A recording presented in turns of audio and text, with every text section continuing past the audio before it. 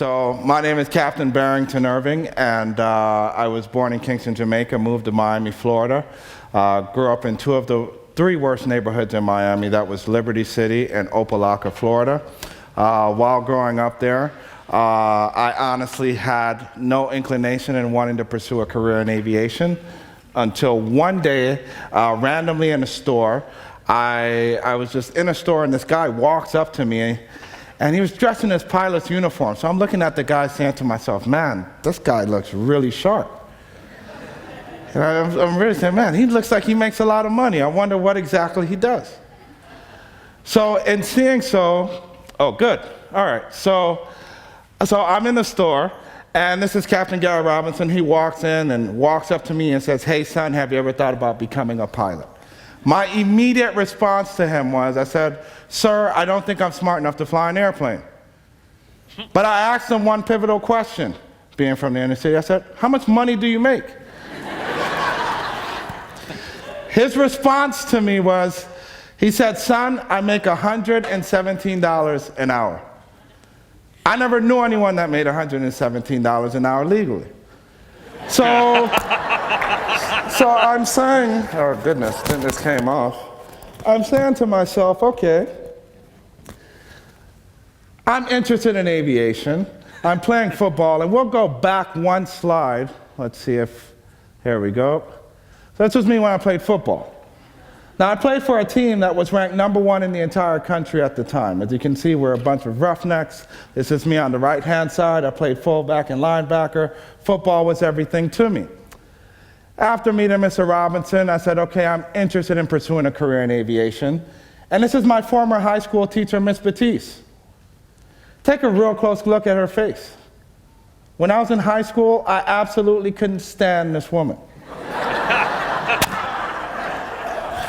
I'll just hold this here. She was one of those teachers that had a high level of expectation. You know, as an athlete in school, you're used to getting away with everything. Not with Miss Batiste. And Miss Batiste was the only person who said to me, Barrington, you need to pursue a career in aviation versus football. And I said there, I'm like, Miss Batiste, I don't know if I can do this. So it turns out she was right. I ended up turning down my football scholarship to the University of Florida. And of course, my parents said to me, well, you're the genius, how are you going to pay for school? So I attended community college for a year. And after attending community college, I transferred to Florida Memorial University and started flying. When I said I wanted to fly around the world, because my mentor challenged me and asked me to give back, for 2.5 years, I was rejected. After being rejected for 2.5 years, I said to myself, okay, people weren't understanding what exactly I was trying to accomplish. This was the one pair of dress shoes that I own. And if you notice, I have 1, 2, 3 holes in the bottom of those shoes. And I would wear these shoes with no shame to major aviation events, such as this one, walking from booth to booth, asking people to help me fly around the world. Going through that process, this was the aircraft that I utilized to fly around the world. It's a Columbia 400. This airplane cost $650,000. So how was a poor kid able to afford a plane that cost $650,000? Well, believe it or not, I was never a part of this in my community, but I saw it happening all the time. What happens when someone steals a car and the police can't find the vehicle? It goes to what's called the chop shop. They basically strip the car and sell all the parts. Illegally, of course. And I'm saying to myself, well, hold on. Just because there's one company logo on the front of the vehicle doesn't mean that company made all the parts. I wonder if that exists in aviation. I just didn't know the technical term that you call them original equipment manufacturers. So I studied each and every single company. It was over 40 some odd different companies that made different parts for the plane.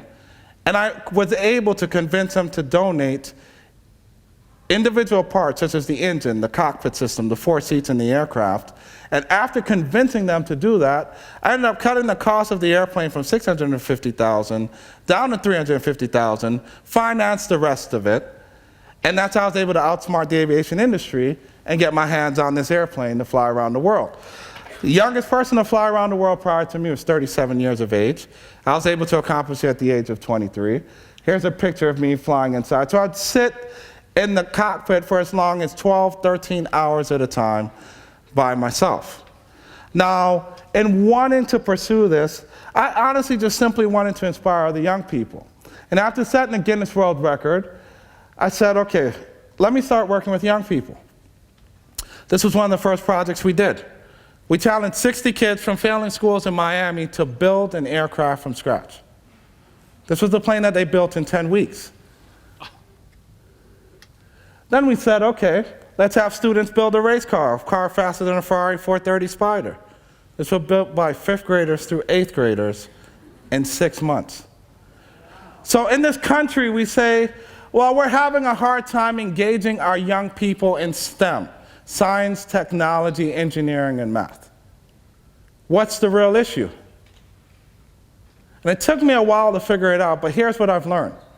Young people don't care about the journey, they care about the destination. What are we actually selling them? You remember the question I asked my mentor, how much money do you make? There was a reason for that. I was trying to understand in full scope what exactly my life would look like if I pursued this career. Most young people in the classroom today, they're getting the theory but not realizing the application. So in realizing that, we began, yes, to work with more young people, but we created a curriculum called the Flying Classroom. We transformed this business jet into a real-life magic school bus, and I travel around the world exploring STEM and innovations, and we create lessons in which educators can share in the classroom. For example, in the state of Florida, 83% of math and science teachers have no professional backgrounds in those fields. How can we possibly expect educators to introduce STEM to students if they don't necessarily have the backgrounds? So that's when I said to myself, well, in realizing this, what if we created content in a manner that makes it easy for any educator to share STEM without being a subject matter expert? Here's an example. That's my co-pilot, Tom. We travel at an altitude of 45,000 feet, a little bit higher than the airlines. 530 miles per hour.